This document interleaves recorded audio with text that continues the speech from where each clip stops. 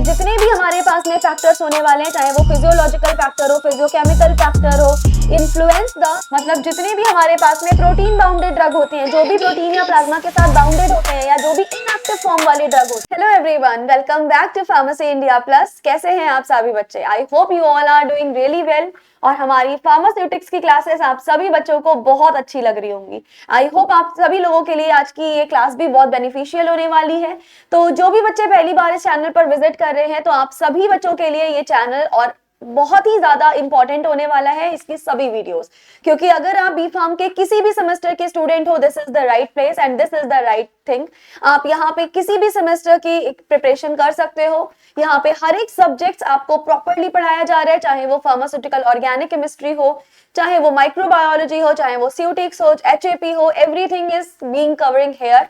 यहाँ पर आप सारी की सारी चीजें बहुत अच्छे से समझ सकते हैं। और इसी समझने के प्रोसेस में हमारा जो लेक्चर चलने वाला है वो चलने वाला है फार्मास्यूटिक्स का। सो फार्मास्यूटिक्स में ऑलरेडी मैं आप लोगों को यूनिट नंबर 1 कंप्लीट करवा चुकी हूँ। यूनिट 2 भी ऑलमोस्ट खत्म होने वाली है। अगर आप लोगों ने अभी तक मेरे प्रीवियस लेक्चर्स जाकर के नहीं देखे हैं तो देख लीजिएगा उनको, क्योंकि वो सारे के सारे लेक्चर्स आपके लिए काफी ज्यादा इंपॉर्टेंट होने वाले हैं। और आज ही हम यूनिट 2 पे एक नया टॉपिक कंप्लीट करेंगे अपना। सो यूनिट 2 हम ऑलरेडी बहुत सारी वीडियो यूनिट 2 की अपलोड कर चुके हैं। आप लोगों ने आई होप देख ली होंगी यूनिट 2 की रिमेनिंग सभी वीडियोस। अगर आप लोगों ने अभी भी वीडियोस नहीं देखी हैं तो जाकर के देख लेना, क्योंकि ये आपके लिए काफी ज्यादा इंपॉर्टेंट होने वाला है। तो यूनिट 2 के बारे में अगर मैं बात करूं तो हमारे पास मेनली क्या पढ़ते हैं हम? मेनली आप पढ़ते हो मैम एलिमिनेशन के बारे में। देखिए, सिर्फ एलिमिनेशन ही नहीं, यहाँ पर आप मेटाबॉलिज्म भी देख रहे थे और आप एलिमिनेशन भी देख रहे थे। मेटाबॉलिज्म हमने बहुत डिटेल में डिस्कशन कर लिया था ऑलरेडी, लेकिन इससे पहले वाली जो यूनिट थी, यूनिट नंबर 1, उस यूनिट में हम लोगों ने डिस्कस किया है किस तरीके से कोई भी ड्रग एब्जॉर्ब होगा हमारी बॉडी के अंदर और फर्दर वो किस किस जगह पे, किस किस टारगेटिंग साइट पे जाकर के डिस्ट्रीब्यूट हो जाएगा। तो एब्जॉर्प्शन, डिस्ट्रीब्यूशन, दोनों ही चीजें हम लोग बहुत डिटेल में यूनिट 1 में समझ चुके थे। अब यूनिट 2 में हम लोगों को डिस्कस करना था अपना मेटाबॉलिज्म और एलिमिनेशन। तो मेनली यहाँ पर एलिमिनेशन ही नहीं, आप डिस्कस कर रहे थे मेटाबॉलिज्म भी। सो यहाँ मेटाबॉलिज्म एंड एलिमिनेशन हम डिस्कस कर रहे थे, जिसमें से जितनी क्लास में यूनिट नंबर 2 के ले चुकी हूँ उसमें हमारा मेटाबॉलिज्म मैंने एकदम कंप्लीट कर दिया है। एकदम अच्छे तरीके से मैं तुम लोगों को समझा चुकी हूँ कि ये मेटाबॉलिज्म क्या होगा, किस तरीके से मेटाबॉलिज्म में कोई भी ड्रग हमारा एक्टिव से इनएक्टिव फॉर्म में कन्वर्ट होगा और जो भी ड्रग होंगे, जो भी मेटाबोलाइट्स होंगे, वो किन किन रूट से फर्दर एलिमिनेशन के लिए रेडी होंगे। ये सारी चीजें हमने पढ़ ली थी और हम लोग स्टडी कर रहे थे एलिमिनेशन के बारे में, और बहुत ही डिटेल में हम लोगों ने स्टडी किया था, कर रहे हैं बेसिकली, कि किस किस तरीके से और किन रूट्स के थ्रू होते हुए हमारा ड्रग जो है वो एलिमिनेट करेगा, जिसमें drug metabolism and basic understanding of metabolic pathways complete हो चुका है। प्रीवियस टॉपिक्स में आप देख सकते हो, आपको प्लेलिस्ट मिल जाएगी, उस प्लेलिस्ट में सभी लेक्चर्स अवेलेबल हैं। उन लेक्चर्स में आप जाकर के चेकआउट कर सकते हो। हमने रीनल एक्सक्रीशन ऑफ ड्रग बहुत अच्छे से देख लिया था, किस तरीके से रीनल एक्सक्रीशन ऑफ ड्रग होगा। अब आज की क्लास में हमें देखना है factors affecting renal excretion of drug. ये जो हमारे रीनल एक्सक्रीशन ऑफ ड्रग है, इसको कौन कौन से फैक्टर अफेक्ट करते हैं, ये हमारा आज का मेन टॉपिक रहने वाला है। फर्दर हम non renal routes of drug excretion of drugs भी देखेंगे। तो जैसे ही हम रीनल के फैक्टर और ये नॉन रीनल कंप्लीट कर लेंगे, इमीडिएटली हम मूव ऑन कर जाएंगे अपने नेक्स्ट चैप्टर पे। इसी यूनिट का अगला चैप्टर है बायो अवेलेबिलिटी। तो जिस तरीके से यूनिट 1 हमारे 2 चैप्टर में डिवाइडेड थी, सिमिलरली जो यूनिट नंबर 2 है वो भी आपके 2 चैप्टर में डिवाइडेड है। पहला चैप्टर मेटाबॉलिज्म और एलिमिनेशन, जो कि अब बस खत्म ही होने वाला है। आज के क्लास में हम लोग रीनल, नॉन रीनल एक्सक्रीशन और रीनल एक्सक्रीशन के जितने भी फैक्टर अफेक्टिंग होंगे वो हम कंप्लीट कर लेंगे। देन अगला हमारी वीडियो से स्टार्ट होगा हमारा second chapter, that is bio availability. Bio availability की सबसे पहले तो हम उसकी डेफिनेशन एक्सेट्रा सारी चीजें देखेंगे और फिर one by one bio availability में जितनी भी इंपॉर्टेंट चीजें हैं सारी डिस्कस करेंगे और फिर आपका यूनिट 2 भी पूरा अच्छे से खत्म हो जाएगा। एक और इंपॉर्टेंट चीज, जो यूनिट नंबर 2 है ना हमारी, याद रखिएगा, it is the most scoring unit. ये अभी तक की सबसे ज्यादा स्कोरिंग यूनिट है। यूनिट 1 से भी ज्यादा स्कोरिंग है तुम्हारी यूनिट नंबर 2, क्योंकि यूनिट 1 में मेनली हम लोगों ने बेसिक चीजों पे ज्यादा फोकस किया था। वहां से सवाल बनते हैं, लेकिन सबसे ज्यादा सवाल जो बनते हैं वो यहाँ से, क्योंकि इधर आपको शॉर्ट क्वेश्चंस भी मिलेंगे, वेरी शॉर्ट भी मिलेंगे, लॉन्ग भी मिलेंगे। तीनों टाइप के क्वेश्चंस आपको यहाँ से बेसिकली रिसीव हो सकते हैं। तो ये बहुत ज्यादा इंपॉर्टेंट होने वाला है। चलिए फिर स्टार्ट करते हैं बिना देरी के अपनी आज की इस क्लास को। और हम क्लास को कहां से स्टार्ट करने वाले हैं? आज की क्लास का जो मेन टॉपिक होने वाला है that is factors affecting renal excretion. तो ये मेनली हम आज के क्लास में कंप्लीट करने जा रहे हैं, factors affecting renal excretion.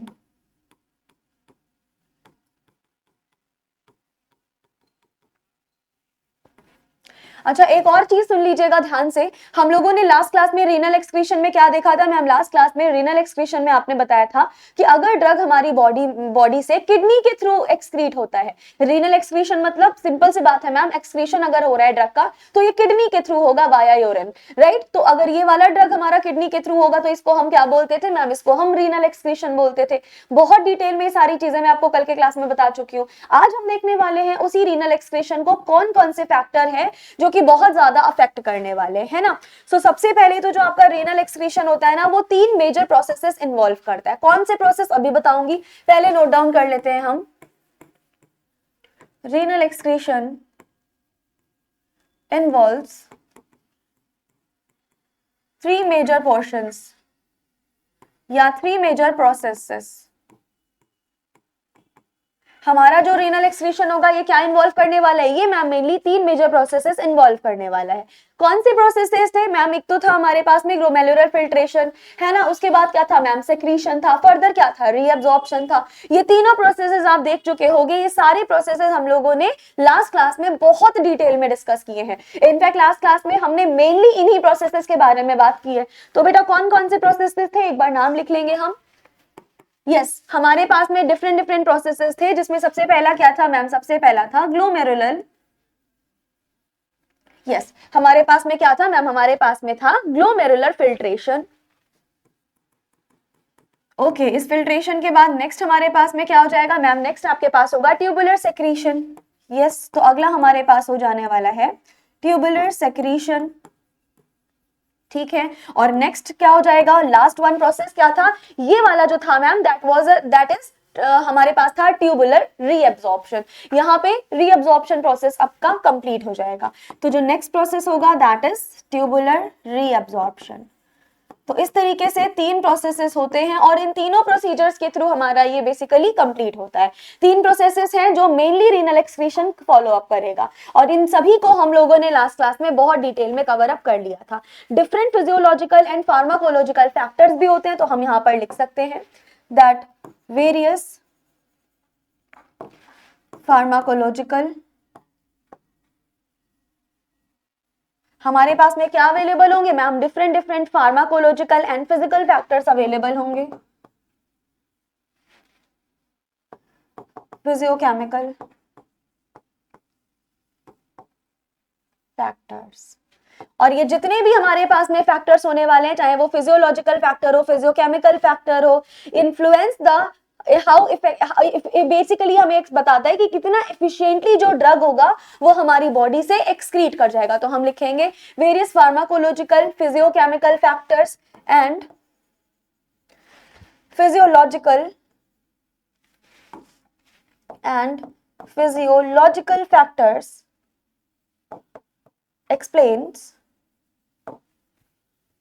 explain how effectively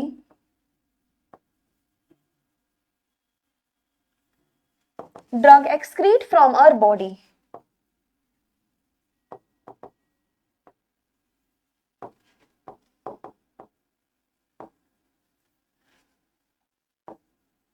yes, ये हमें क्या एक्सप्लेन करते हैं मैम? ये हमें एक्सप्लेन करता है कि बहुत सारे हमारे पास यहाँ पे फैक्टर्स होने वाले हैं और ये डिफरेंट जो फैक्टर हैं ये हमें एक्सप्लेन करेंगे कि कितना इफेक्टिवली कोई भी ड्रग हमारी बॉडी से बाहर निकल रहा है और इन्हीं सारे फैक्टर्स को हमें पढ़ना है। और अगर हमने इन सारे फैक्टर्स को कंप्लीट कर लिया तो बेटा यही होता है आपके फैक्टर्स जो आपके रीनल एक्सक्रीशन को बहुत ज्यादा इंपैक्ट करते हैं। इन्हीं फैक्टर्स को हम क्या करेंगे मैम? इन्हीं फैक्टर्स को आप डिटेल में पढ़ लोगे, जिसमें से सबसे पहला फैक्टर आपके पास में क्या आने वाला है? याद रखना, सबसे पहला फैक्टर आने वाला है आपके पास में प्लाज्मा प्रोटीन बाइंडिंग। आप देखेंगे किस तरीके से प्लाज्मा प्रोटीन बाइंडिंग ड्रग की एफिकेसी को और ड्रग की एक्सक्रीशन पावर को एनहेंस करती है। तो सबसे पहले हम देखने वाले हैं अपना plasma protein binding. Yes, so what do you understand by the plasma protein binding? बेटा याद करो मेरी लास्ट क्लासेस जहां पे मैंने आपको बताया था किस तरीके से जो हमारा ड्रग है वो प्रोटीन के साथ में बाइंड करता है। याद करिए लास्ट यूनिट जहां पे मैंने बताया था कि ड्रग जो होगा वो मेनली दो फॉर्म में लाई कर सकता है। एक तो ड्रग अपने फ्री फॉर्म में लाई कर सकता है, दूसरा ये किस किस तरीके से लाई कर सकता है, बाउंडेड फॉर्म में।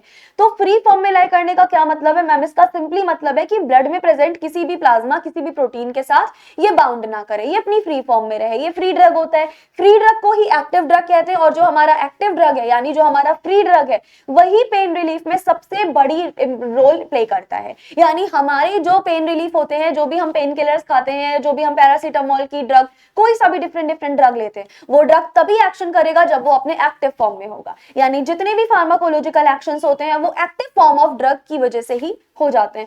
दूसरी चीज है, अगर हमारा यही ड्रग है जो हमारे ब्लड में जब जैसे ही अब्सॉर्ब हुआ, ब्लड में तो प्रेजेंट होंगे डिफरेंट डिफरेंट तरीके के प्लाज्मा, डिफरेंट डिफरेंट तरीके के प्रोटीन, अगर ये उनके साथ बाइंड कर जाएगा तो ड्रग हमारा फ्री ड्रग नहीं रहेगा, ये कन्वर्ट हो जाएगा बाउंडेड ड्रग में, और इसी बाउंडेड ड्रग को बोला जाता है इनएक्टिव ड्रग। जैसे ही तुम्हारा ड्रग इनएक्टिव ड्रग में कन्वर्ट हो जाएगा, इसकी जो फिजियोलॉजिकल फार्माकोलॉजिकल प्रॉपर्टीज थी वो बहुत ज्यादा सप्रेस हो जाएंगी, ये कोई भी फार्माकोलॉजिकल प्रॉपर्टी नहीं दिखा पाएगा, और ये आपके पेन रिलीफ में बिल्कुल भी रोल प्ले नहीं करेगा। दैट सिंपली मींस कि फार्माकोलॉजिकल प्रॉपर्टी या थेरेपेटिकल प्रॉपर्टीज कौन दिखाते हैं? केवल और केवल एक्टिव ड्रग्स। जो प्रोटीन बाउंडेड ड्रग्स होते हैं वो अपने इनएक्टिव फॉर्म में चले जाते हैं। हमने सबसे पहले डिस्कशन किया है plasma protein binding. So only free drug in plasma can undergo, यहां पर आप लिख सकते हो ओनली फ्री ड्रग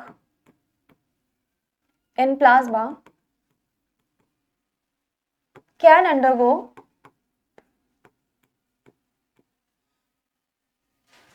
जितने हमारे पास में केवल फ्री ड्रग है, केवल यही ग्लोमेरुलर फिल्ट्रेशन में जाएंगे, बाकी कोई भी ड्रग नहीं जाएगा।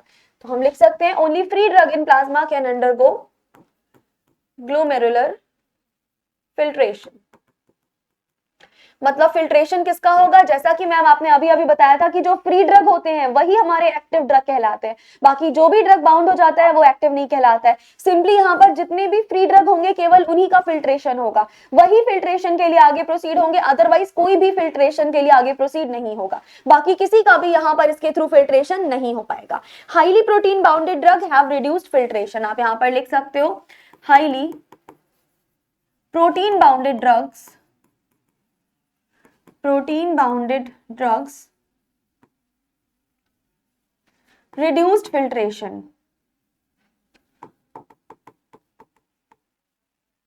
मतलब जितने भी हमारे पास में प्रोटीन बाउंडेड ड्रग होते हैं, जो भी प्रोटीन या प्लाज्मा के साथ बाउंडेड होते हैं, या जो भी इनएक्टिव फॉर्म वाले ड्रग होते हैं, उन सभी में फिल्ट्रेशन अपना बहुत कम हो चुका होगा, उनका फिल्ट्रेशन प्रॉपर्ली नहीं होगा। सेम वही बात है कि अगर कोई ड्रग अपनी फ्री फॉर्म में है बहुत जल्दी फिल्टर आउट हो जाएगा, लेकिन अगर कोई अपनी फ्री फॉर्म में नहीं है तो उसको फिल्टर आउट होने में टाइम लगेगा, वो इतना इजीली फिल्टर आउट नहीं होगी, उसकी फिल्टर होने की कैपेसिटी बहुत ज्यादा क्या हो चुकी होगी मैम? कम हो चुकी होगी। ये हमने पहला देख लिया अपना factor, that is plasma protein binding. अब हम बात करते हैं सेकेंड फैक्टर की, और सेकेंड फैक्टर आज हम यहाँ पर डिस्कस करने वाले हैं रीनल ब्लड फ्लो। डन। तो जो सेकेंड फैक्टर हम डिस्कस करेंगे अपना that is renal blood flow. पहले तो मुझे ये बताओ हम कौन से फैक्टर्स अफेक्ट पढ़ रहे हैं मैम? हम रीनल एक्सक्रीशन को अफेक्टिंग फैक्टर्स देख रहे हैं। हम उन फैक्टर्स के बारे में बात कर रहे हैं जो रीनल एक्सक्रीशन से बहुत को अफेक्ट करते हैं। तो इसी के लिए हमें सबसे पहले पढ़ना क्या पड़ेगा मैम? आपको पढ़ना पड़ेगा रीनल ब्लड फ्लो, यानी क्या हमारे पास में रीनल ब्लड फ्लो होगा। जिस भी तरीके का, जिस भी बेसिस पे हम रीनल ब्लड फ्लो को देखेंगे, बिल्कुल सेम इसी तरीके से हम एफिशिएंसी भी देखेंगे हमारे ड्रग के एक्सक्रीट होने की। यानी increasing renal blood flow basically क्या करेगा? हमारे पास जितना ज्यादा रीनल ब्लड फ्लो होगा उतनी ज्यादा ग्लोमेरुलर फिल्ट्रेशन आपका इंस्टेंटली हो जाएगा। तो हम लिख सकते हैं increasing renal blood flow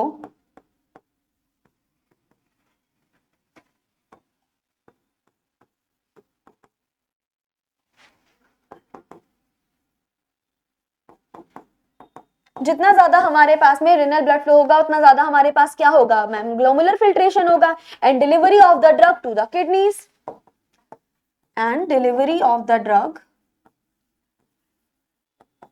to the kidneys.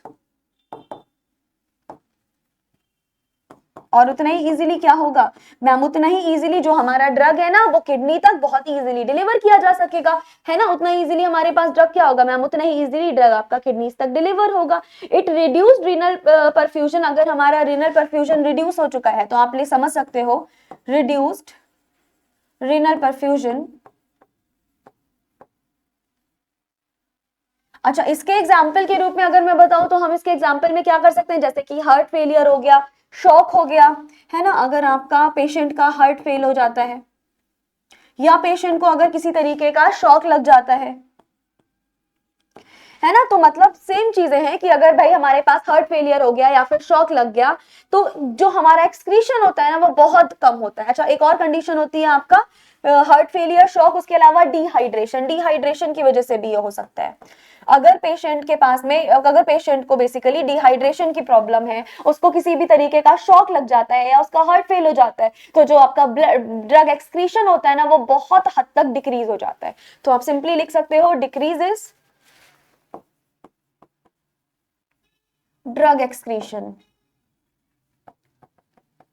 मतलब अगर किसी भी पेशेंट को ये सारी प्रॉब्लम्स है तो उसमें जो एक्सक्रीशन होता है ड्रग का वो बहुत स्लो हो जाता है, जल्दी ड्रग आपका नहीं निकल जाता, हमारी बॉडी में एक्यूमुलेट हो जाता है, और जितनी देर तक बॉडी में ड्रग एक्यूमुलेट होगा उतनी ज्यादा टॉक्सिन्स हमारी बॉडी में इकट्ठे हो जाएंगे और उतनी ही ज्यादा टॉक्सिसिटी आपकी बॉडी में डेवलप हो जाएगी। तो ये हमने देख लिया है रेनल ब्लड फ्लो, जिसको अफेक्ट करने वाले बहुत से फैक्टर्स होते हैं। अब हम देखते हैं ग्लोमेरुलर फिल्ट्रेशन रेट। इसका फिल्ट्रेशन रेट कैसा होना चाहिए, यानी कितनी जल्दी फिल्टर करे तो एक्सक्रीशन ज्यादा होगा या कितनी देर में फिल्टर करे तो एक्सक्रीशन कम होगा, वो देखते हैं। थर्ड फैक्टर हमारे पास होने वाला है ग्लोमेरुलर फिल्ट्रेशन रेट।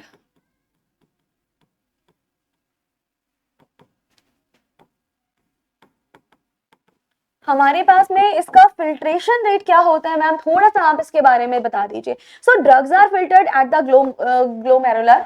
हम सिंपली लिख देंगे ड्रग्स का फिल्ट्रेशन कहाँ पे होता है, यहीं पे होगा, तो हम सिंपली लिख सकते हैं ड्रग्स आर फिल्टर्ड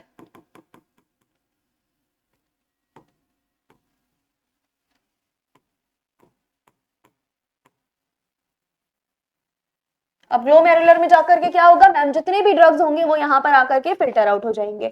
अगर प्रोटीन बाउंडेड नहीं है तो, if they are not protein bounded, if they are not protein bounded, मतलब अगर हमारे पास में ड्रग फ्री है, अगर फ्री ड्रग के फॉर्म में है, यानी अगर प्रोटीन बाउंडेड नहीं है, तो वो सारे के सारे ड्रग का क्या हो जाएगा मैम, उन सभी प्रकार के ड्रग का फिल्ट्रेशन हो चुका होगा जाकर के ग्लोमेरुलर पे। तो याद रखना, फिल्ट्रेशन ग्लोमेरुलर पे जाकर के तभी होगा और उन्हीं ड्रग्स का होगा जो अपनी फ्री फॉर्म में होंगे। अगर वो ऑलरेडी बाउंडेड होंगे तो उनका फिल्ट्रेशन यहाँ पर नहीं हो पाएगा। इतनी बात समझ में आई। एंड ग्लोमेरुलर फिल्ट्रेशन रेट जो है ना, ये डिटेक्ट करता है of the volume of plasma. तो हम यहाँ पर सिंपली लिख सकते हैं द glomerular filtration rate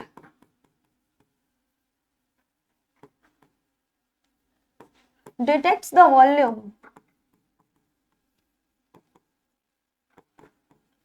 एक बार जल्दी से मुझे कमेंट करके बता दीजिएगा कि किसका वॉल्यूम में बेसिकली ये डिटेक्ट करने का काम करता है ma'am. It detects the volume of plasma filtered per unit time, okay, of plasma, जो भी पर यूनिट टाइम में फिल्टर आउट हो रहा है, volume of plasma filtered per unit of time,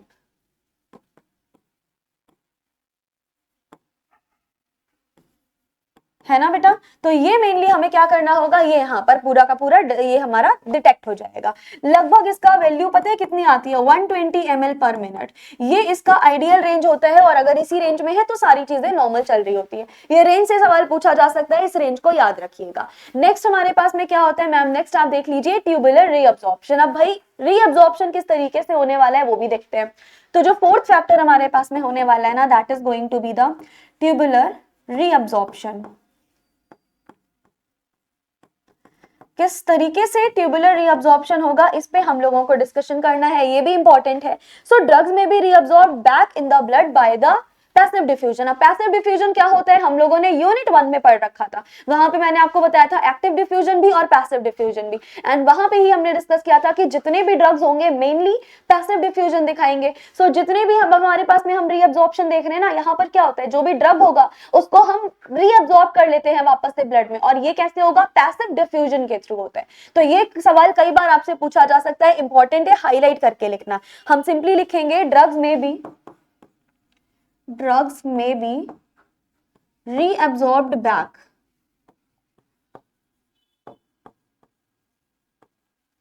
drug को क्या कर लिया जाएगा मैम, हमारे ड्रग्स जितने भी है ना उनको दोबारा से रीअब्सॉर्ब कर लिया जाएगा इनटू द ब्लड। कहां पे, ऑब्वियस सी बात है मैम, इनटू द ब्लड। और किस डिफ्यूजन के थ्रू करेंगे, डिफ्यूजन से सवाल 100% बनेगा, याद रखना, बाय पैसिव डिफ्यूजन। यहां पर हम कौन सा डिफ्यूजन यूज करने वाले हैं मैम, यहां पर आप यूज करने वाले हो पैसिव डिफ्यूजन। यस, तो मेनली हम अपने पैसिव डिफ्यूजन का यहाँ पर यूज करेंगे, और पैसिव डिफ्यूजन का यूज करके ड्रग्स को हमारे ब्लड में क्या कर लिया जाएगा, ड्रग्स को ब्लड में वापस से हम अब्सॉर्ब कर लेंगे। और इसी को क्या बोलते हैं मैम, इसी ड्रग के दोबारा से एब्जॉर्ब होने के, दोबारा से ब्लड में एब्जॉर्ब होने की टेंडेंसी को हम बोलते हैं reabsorption. This is why it is studied in the tubular reabsorption, जहां पे इसको वापस से रीअब्सॉर्ब कर लिया जाता है। लेकिन ये पैसिव डिफ्यूजन के थ्रू जब ये कंप्लीट होगा, ये कुछ कुछ फैक्टर्स पे डिपेंड करता है, यानी अब हमें देखना होगा कि इसकी डिपेंडेंसी फर्दर किस किस चीजों पे होगी। तो अभी हम इमीडिएटली मूव ऑन करेंगे इसकी डिपेंडेंसी पे। तो सिंपली लिख लीजिए, it depends on many factors. It depends on many factors such as,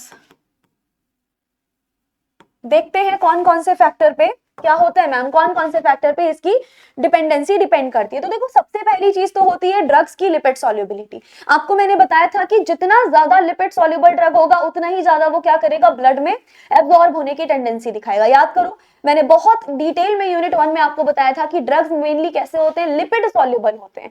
तो जितनी ज्यादा तुम्हारे ड्रग्स की लिपिड सॉल्युबिलिटी होगी उतना अच्छे से वो ब्लड में जाकर के रीअब्सॉर्ब करेंगे। अभी इसी यूनिट में मैंने आपको चैप्टर 1 में बताया था, अभी चैप्टर 1 ही चल रहा है हालांकि, लेक्चर 1 में, जहां पे मैंने बताया था कि अगर कोई ड्रग हमारा एक्सक्रीट होता है बॉडी से, तो बॉडी से एक्सक्रीट होने के लिए वो ड्रग लिपिड सॉल्युबल से खुद को कन्वर्ट कर लेगा और बन जाएगा वाटर सॉल्युबल ड्रग। जैसे ही आपका ड्रग लिपिड से वाटर सॉल्युबल ड्रग में कन्वर्जन दिखाएगा, इमीडिएटली हम क्या बोल देंगे मैम, इमीडिएटली हम ये बोल देंगे कि हमारा ड्रग बन गया है वाटर सॉल्युबल, और अब ये बॉडी से बहुत जल्दी एक्सक्रीट हो जाएगा, यानी एलिमिनेट हो जाएगा किडनी के थ्रू। तो सिंपली इतना समझ लेना कि अगर हम चाहते हैं कि कोई ड्रग ब्लड में जाकर एब्जॉर्ब करे तो उसको होना पड़ेगा लिपिड सॉल्युबल, लेकिन अगर हम चाहते हैं कि कोई भी ड्रग हमारी किडनी के थ्रू बाहर निकल जाए बॉडी से, तो उसको होना पड़ेगा वाटर सॉल्युबल। तो मेनली हमें एब्जॉर्प्शन के बारे में बात करनी है, we are studying about the reabsorption. तो एब्जॉर्प्शन के लिए हमें देखना होगा किसी भी ड्रग की लिपिड सॉल्युबिलिटी। तो पहली हेडिंग हमारे पास आनी है, यानी पहला फैक्टर जो होता है that is lipid solubility of a drug.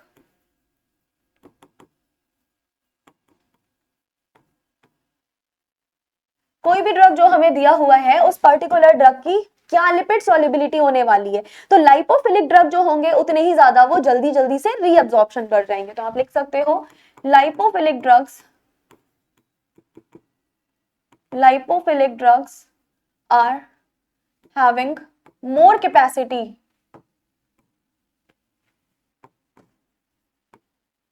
To reabsorb. Yes, जितने भी हमारे पास में लाइपोफिलिक ड्रग होते हैं वो सारे के सारे बहुत ही जल्दी आपके ब्लड में रीअब्सॉर्ब हो जाएंगे। मैंने यूनिट 1 में ये भी बताया था कि हमारे 90% जो ड्रग्स बनाए जाते हैं वो सारे के सारे लाइपोफिलिक ड्रग होते हैं, ताकि उनका ब्लड में जो सॉल्युबिलिटी है वो बहुत अच्छे से हो जाए, ताकि उनका ब्लड में हमारी बॉडी के साथ बहुत अच्छे से उनका एब्जॉर्प्शन हो सके। तो पहला फैक्टर हो गया lipid solubility of a drug. उसके बाद नेक्स्ट फैक्टर जो है वो आपका होता है आयोनाइजेशन।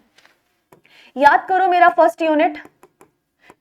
तो बेटा अगर आप लोगों ने फर्स्ट यूनिट अभी तक नहीं देखा है तो तुम देख सकते हो कितना ज्यादा मैं आपका फर्स्ट यूनिट यूज कर रही हूँ। तो यहाँ पर फर्स्ट यूनिट में हम लोगों ने दो चीजें पढ़ी थी कि कोई ड्रग दो फॉर्म में हो सकता है, आयनिक फॉर्म में और नॉन आयनिक फॉर्म में। वहीं पे मैंने बताया था कि कौन जल्दी एब्जॉर्ब करेगा, आयनिक फॉर्म वाला ड्रग या फिर नॉन आयनिक फॉर्म वाला। तो अगर हम ड्रग का आयनाइजेशन कर लेते हैं, so non ionised drug basically हमारे मेम्ब्रेन को बहुत इजिली क्रॉस कर जाते हैं। तो आप सिंपली लिख लो नॉन आयनिक ड्रग या non-ionized drug crosses the membrane very easily.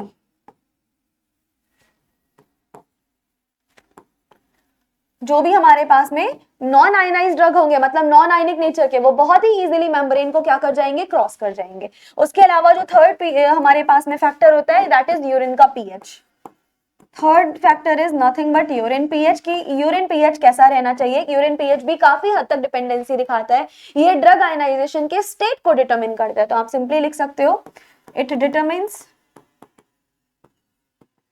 The drug ionization state.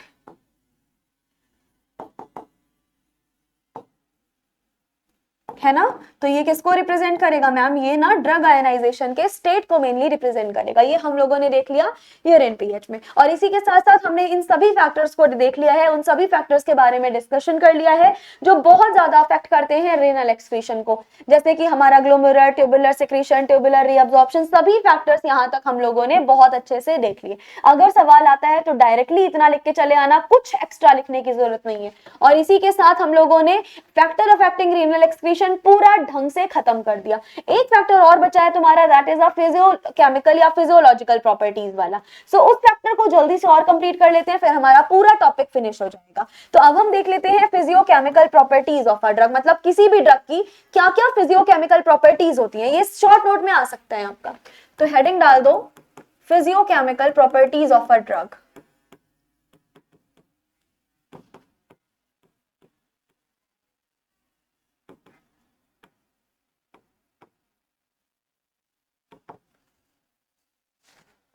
Yes तो जो हमारे पास में ड्रग आता है उसकी फिजियोकेमिकल प्रॉपर्टीज में हम क्या क्या पढ़ेंगे, बहुत सारी चीजें पढ़ोगे, जैसे कि उस ड्रग की लिपिड सॉल्युबिलिटी देखनी है हमें, उस ड्रग का मॉलिक्यूलर साइज देखना है। तो वन बाय वन हम सभी चीजों के बारे में डिस्कस करेंगे। तो जो पहली फैक्टर के बारे में मैं बताने जा रही हूँ, पहली फिजियोकेमिकल प्रॉपर्टी, वो हम देख लेते हैं ड्रग का साइज। है ना, जो भी हम ड्रग ले रहे हैं, जो भी ड्रग हम कंज्यूम करने जा रहे हैं, उस पर्टिकुलर ड्रग का साइज क्या रहने वाला है, this is going to be the first physiochemical property of the drug. So molecular size की बारे में बात करूं मैं, या ड्रग साइज, तो आप इसको ये भी लिख सकते हो, it is also known as the molecular size, AKA मतलब ऑल्सो नोन एज, इसको हम क्या बोलेंगे, ये मैम हमारा मॉलिक्यूलर साइज भी हो सकता है। तो तुम्हारा बेसिकली ये ड्रग साइज, मॉलिक्यूलर साइज दोनों नामों से दिया जा सकता है। जितने स्मॉल मॉलिक्यूल्स होंगे उतना इजीली वो फिल्टर आउट हो जाएंगे। ऐसा समझो कि अगर बहुत बड़ा सा ड्रग है, ऑब्वियस सी बात है उसको फिल्टर होने में टाइम लगेगा, है ना, जल्दी फिल्टर नहीं हो पाएगा। लेकिन जितना छोटे छोटे मॉलिक्यूल्स होंगे ड्रग के, उतना इजीली वो फिल्टर आउट हो जाएंगे। आप सिंपली यहाँ पर लिख सकते हो स्मॉल या smaller molecules filter out very easily. तो जो भी हमारे स्मॉलर मॉलिक्यूल्स होने वाले हैं वो बहुत इजीली क्या हो जाएंगे मैम, फिल्टर आउट हो जाएंगे। चलिए नेक्स्ट हम फिजियोकेमिकल प्रॉपर्टी देख लेते हैं, लिपिड सॉल्युबिलिटी के बारे में। ओके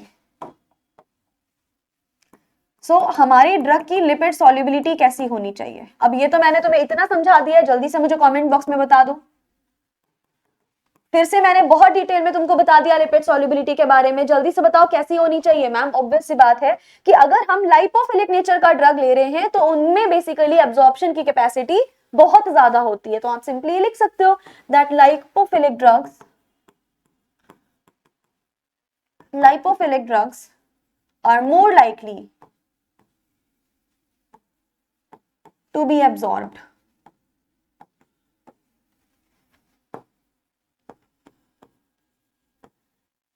जितने ज्यादा हमारे पास में लाइपोफिलिक ड्रग होंगे उतना ज्यादा हमारे पास में क्या होंगे, उतना ज्यादा मैम ये एब्जॉर्ब हो जाएंगे।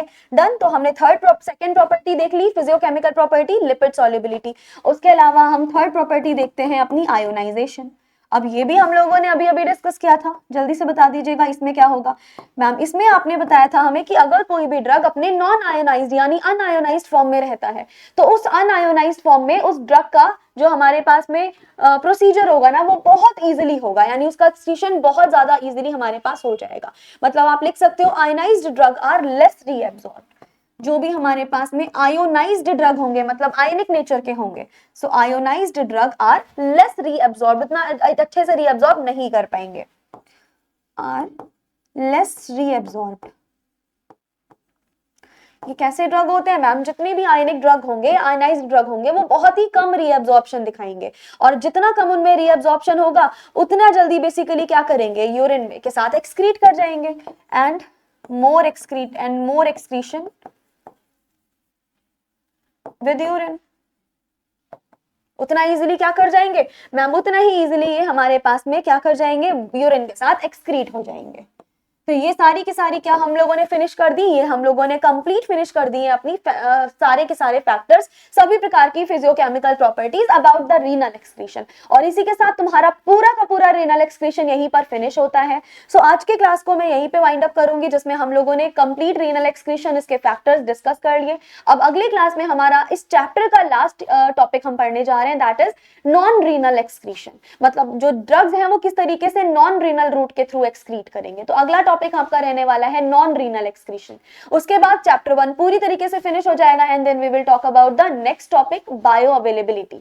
सो that is it for today's lecture. मुझे जरूर से कमेंट बॉक्स में बताना कि आपको ये लेक्चर कैसे लगा। ये जितने भी मैं नोट्स प्रोवाइड कर रही हूँ ये तुम्हारे लिए एक प्लस पॉइंट होने वाला है।